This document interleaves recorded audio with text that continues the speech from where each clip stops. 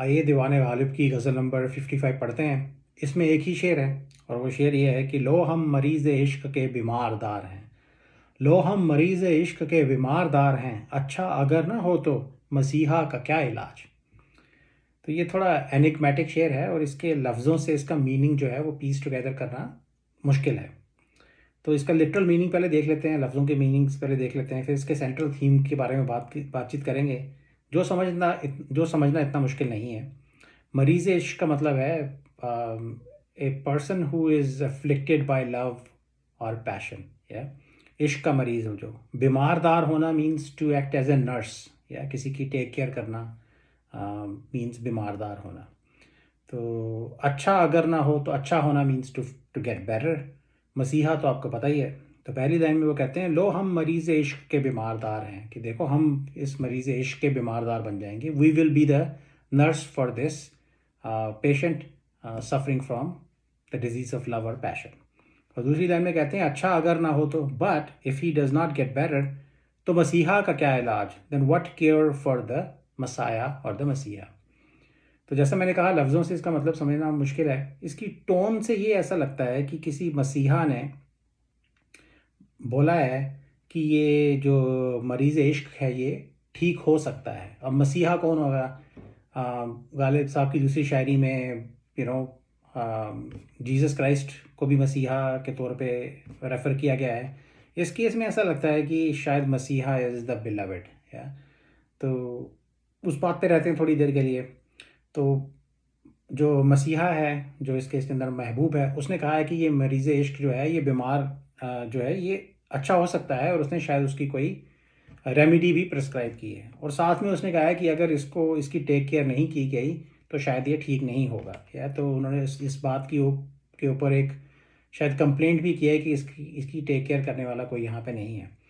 तो गालिब साहब कह रहे हैं कि लो हम मरीज़ इश्क के बीमारदार हैं, कि लो हम बन जाते हैं इसके बीमारदार। Right, I shall be the nurse for this patient of love and passion.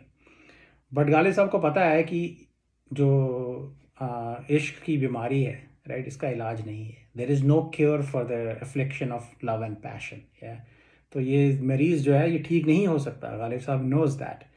तो फिर वो दूसरी लाइन में ऐसा लगता है कि उनकी टोन थोड़ी सरकास्टिक है। सरकास्टिक वे में वो ये कह रहे हैं कि okay sure I shall be the nurse for this patient, but if this patient is not cured then what will be the cure for the messiah. अब मसीहा का क्या इलाज है, इसकी क्या इम्प्लीकेशन है? इसकी इम्प्लीकेशंस दो तीन हो सकती हैं। एक ये कि अब महबूब ने या मसीहा ने कहा है कि ये मरीज़ इश्क ठीक हो जाएगा, तो अगर वो ठीक नहीं हुआ तो महबूब या मसीहा को कौन सी कॉन्सिक्वेंसेस फेस करनी पड़ेंगी। राइट, क्या उसके लिए भी इस दुनिया में कोई पनिशमेंट है? क्या वो भी अपने तौर तरीके से ठीक करेगा, अपना एटीट्यूड ठीक करेगा जो बिलवेड है? तो एक इसका मतलब ये हो सकता है, like is it possible to punish the beloved for this failure. या तो ये एक इसका मतलब हो सकता है। दूसरा, क्योंकि उन्होंने कहा है कि मसीहा का क्या इलाज, इसकी एक इम्प्लीकेशन ये भी हो सकती है कि मसीहा खुद बीमार है। राइट, तो जो खुद बीमार है वो किसी दूसरे को ठीक क्या करेगा, तो एक तंज भी हो सकता है। ओवरऑल जो मुझे समझ में आता है excuse me, in a nutshell I think वो कहने की कोशिश ये कर रहे हैं कि no messiah can cure a patient of love, no messiah can cure a patient who is suffering from the disease of love and passion. कि इश्क का बीमार जो है उसकी आप कितनी भी टेक केयर कर लो, उसके कितने भी बीमारदार बन जाओ, कोई भी मसीहा उसको क्योर करने के लिए आए, वो जो है उसका इलाज नहीं हो सकता, वो अच्छा नहीं हो सकता।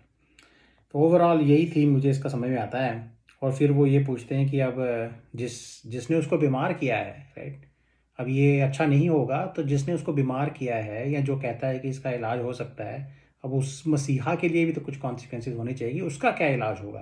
तो ये एक रेटोरिकल क्वेश्चन भी उन्होंने इसके अंदर पूछा है। लो हम मरीज़ इश्क के बीमारदार हैं, अच्छा अगर ना हो तो मसीहा का क्या इलाज है। तो ये था शेर from ghazal number 55। I hope it made sense. Thank you.